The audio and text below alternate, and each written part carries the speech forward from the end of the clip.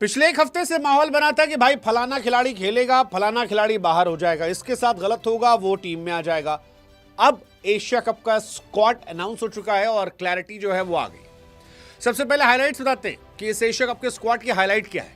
तो शुभमन गिल जो है उनकी न सिर्फ T20 टीम में वापसी हुई है बल्कि प्लेइंग 11 में भी वो आए हैं और वाइस कैप्टन के तौर पर आए। It's a big and bold move, इसके बारे में चर्चा करेंगे। लेकिन हाईलाइट ये है कि श्रेयस अय्यर को जगह नहीं मिली। हाईलाइट ये है कि वो जायसवाल जिनकी परफॉर्मेंस बाकी सभी खिलाड़ियों से कहीं ज्यादा बेहतर रही है इंटरनेशनल T20 में, उनको भी जगह नहीं दी गई।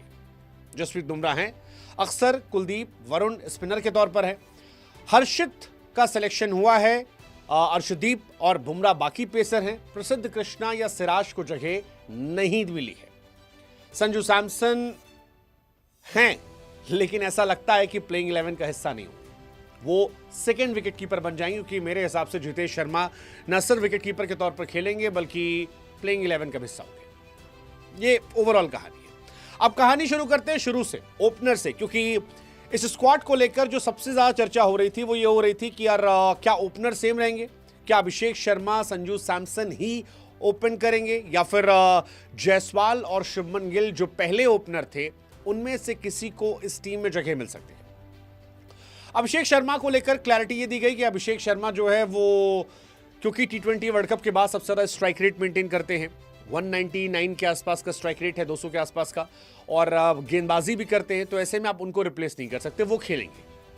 अब दूसरे स्लॉट के लिए 3 नाम आपके पास थे। एक नाम था यशस्वी जायसवाल का, दूसरा नाम था शुभमन गिल का और तीसरा नाम संजू सैमसन का था। जायसवाल उनके लिए आपको बुरा लग सकता है क्योंकि जायसवाल स्टैट्स के मामले में शुभमन गिल से काफी बेहतर है।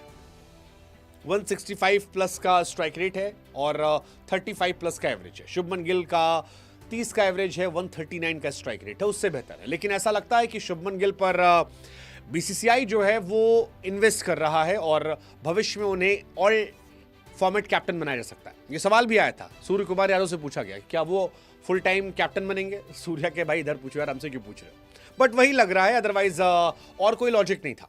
शुभमन गिल को लेकर मैंने पुराने वीडियोस में कहा था केवल 2 कहानी हो सकती है, एक वो टीम में नहीं होंगे, उनकी टीम में जगह नहीं बनती है, या फिर वो आएंगे वाइस कैप्टन के तौर पर और सीधे प्लेइंग 11 में खेलेंगे, और यही हुआ है।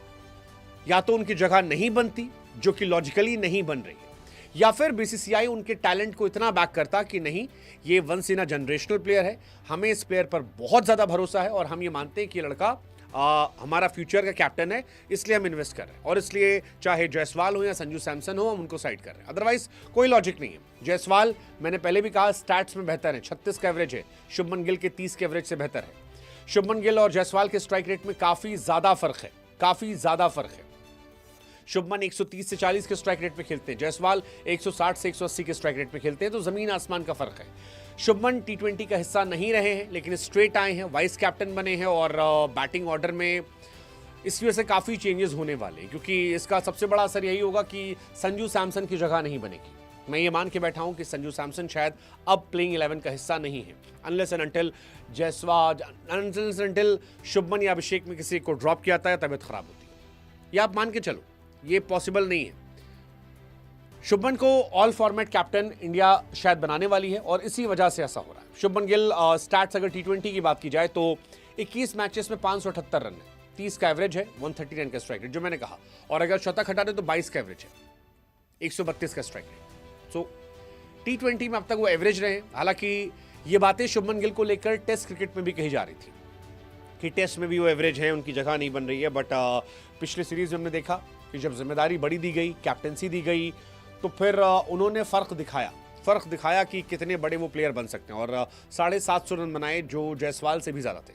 आमतौर पर जायसवाल की ज़्यादा बातें मैं करता हूँ टेस्ट क्रिकेट में क्योंकि मुझे लगता है वो ज़्यादा बेहतर प्लेयर है, बट शुभमन ने लास्ट सीरीज़ में दिखाया कि वो जिम्मेदारी पाने पर बड़ी परफॉर्मेंस करते हैं। तो मैं उनको लेकर इस बार नेगेटिव नहीं हूँ, पॉजिटिव हूँ कि जब सिलेक्शन किया गया है तो मैं उनको बैक करूँगा। हालांकि सैमसन को लेके मुझे थोड़ा बुरा लग रहा है बिकॉज संजू सैमसन के साथ यही होता है, हर बार यही होता है, मतलब विकेट कीपर तो इस बार बेमन से चुना गया। एक्चुअली शुभमन गिल को फिट करने के लिए कीपर चुना गया क्योंकि पिछली बार जुरेल थे, जुरेल की परफॉर्मेंस बहुत एवरेज रही है, तो जितेश शर्मा को लाया गया।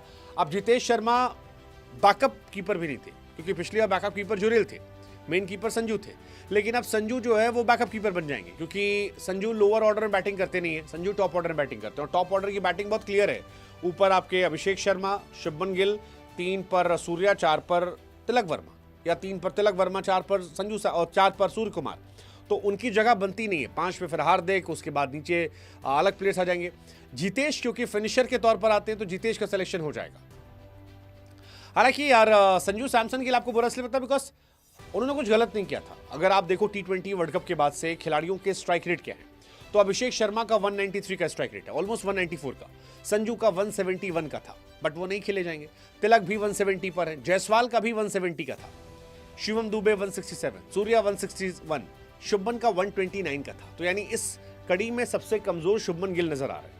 बट क्योंकि हरभजन ने भी कहा था कि यार टेक्निकली साउंड है, अगर वो तेज खेलना चाहेंगे तो तेज खेल सकते हैं। और मुझे लगता है शुभमन को भी टास्क दिया गया होगा, क्योंकि टीम ने कहा है कि ये फाइनल नहीं है। शुभमन को टास्क दिया गया कि आप जाइए, खेलिए और एक्सप्रेस कीजिए।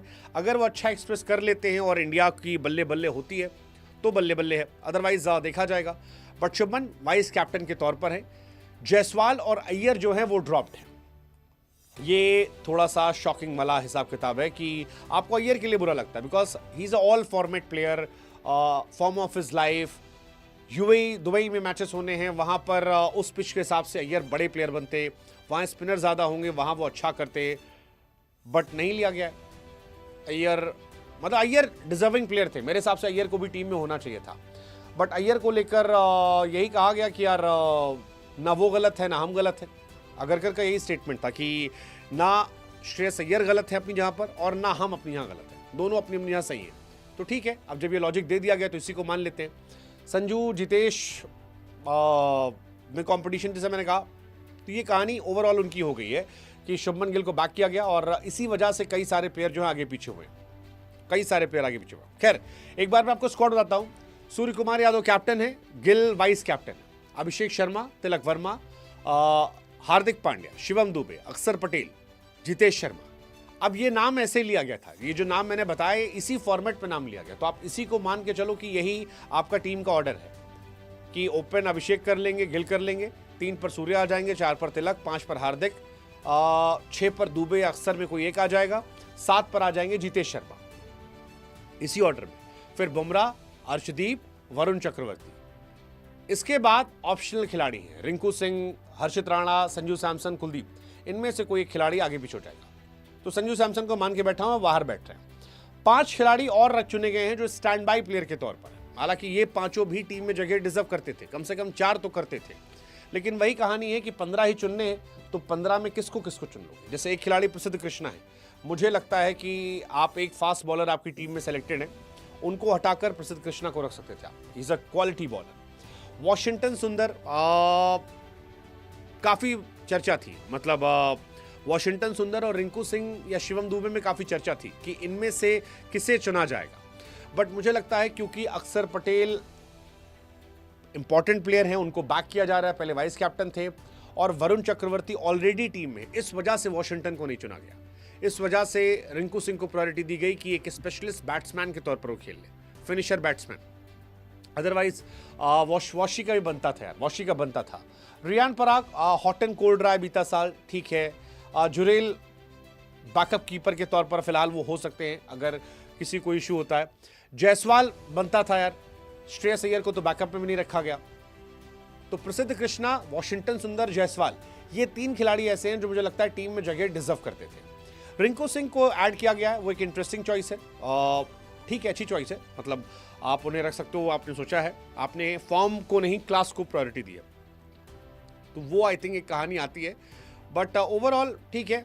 कुछ खिलाड़ी जो बड़े नाम मिस कर रहे हैं, उनमें सिराज का नाम है, जायसवाल का नाम है, वॉशिंगटन सुंदर, श्रेयस अय्यर, ये मेरे हिसाब से कुछ बड़े नाम जो हैं जो मिस कर रहे हैं। इनमें से प्रसिद्ध कृष्णा भी जोड़ रहा, I really like him in T20 जो उन्होंने IPL में किया था, बट IPL का रिवॉर्ड नहीं मिला उन्हें। शुभमन को रिवॉर्ड केवल मिला है, शुभमन को रिवॉर्ड मिला है, मैंने कहा उन्हें कैप्टन के तौर पर देख रहे हैं, और कोई रीज़न नहीं है, उन्हें ऑल फॉर्मेट कैप्टन के तौर पर देख रहे हैं और उनसे एक्सपेक्ट कर रहे होंगे कि आप थोड़ा सा स्ट्राइक रेट पे काम कीजिए ताकि आप थोड़ा और बेहतर हो सके, और इसका खामियाजा संजू सैमसन को उतारना पड़ेगा। Shreyas Iyer, you feel bad for him, you feel bad for him. ना टेस्ट में जगह दी गई इंग्लैंड सीरीज में, ना एशिया कप में जगह दी गई, पता नहीं। जायसवाल के लिए भी है, जायसवाल के साथ सब अच्छा है, बस पीआर नहीं है। आई थिंक प्यार और पीआर का अंतर है। जायसवाल को रन बनाना आता है, बट जायसवाल के साथ तो गलत हुआ यार। जायसवाल 160 प्लस का स्ट्राइक रेट, कॉन्टिन्यूसली अच्छा खेलना, बट उनको साइडलाइन किया गया। सो यार देखो, दोस्ती यारी या वो सब तो है टीम में यार। मतलब केकेआर का कोटा भी लगा है, वो आपको विजिबल होके दिखता है। संजू सैमसन, मतलब क्या कहूँ मैं, देखो दोनों चीज़ें क्लियर है। एक कोटा भी लगता है, एक फेवरेट वाला भी दिखाता है। तो पीआर भी फर्क पड़ता है, फेवरेट से फर्क पड़ता है, but ultimately it's performance, it's performance जिससे होता है। तो अब जिनको मौका नहीं मिला है वो क्या कर सकते हैं, बैठ सकते हैं, क्योंकि जो गए हैं वो भी अच्छे खिलाड़ी हैं। हाँ, ये हो सकता है कि जो गए हैं उनसे ज़्यादा अच्छे बाहर बैठे हैं, ये आप कह सकते हो। जैसे जायसवाल की टीम में जगह बनती थी, मुझे लगता है जायसवाल और अभिषेक दोनों टीम में बन सकते थे, बट जायसवाल का सिलेक्शन नहीं हुआ। ही ट्रूली डिजर्व। अभिषेक जायसवाल पर भारी पड़ गए। तो अभिषेक जायसवाल की अगर आप बात करोगे तो जायसवाल क्योंकि वो बॉल भी कर लेते हैं, तो वही बात यहाँ पर कही गई कि जायसवाल दुर्भाग्यपूर्ण था बाहर है, क्योंकि अभिषेक थोड़ी गेंदबाजी कर लेते हैं और वैसे ही बल्लेबाजी करते जैसा ओपनर चाहिए। सो ठीक है, केएल राहुल का तो जिक्र ही नहीं हुआ कहीं पर, मतलब कहीं जिक्र ही नहीं हुआ। तो ये भी थोड़ा शॉकिंग था कि केएल राहुल को कई लोग मान रहे थे कि उनकी वापसी हो जाएगी, बट कहीं जिक्र नहीं हुआ। ओवरऑल आपके हिसाब से ये टीम कैसी है, 10 में से क्या रेट दोगे इसे, और इनमें से आपके 11 कौन है बताइए कमेंट सेक्शन में। और साथ ही कौन सा खिलाड़ी जिसकी टीम में जगह बनती थी बट जिससे नहीं लिया गया, जिसके लिए आपको बुरा लग रहा है। अय्यर, कृष्णा, वॉशिंगटन, रियान पराग, जायसवाल, कौन? कमेंट सेक्शन में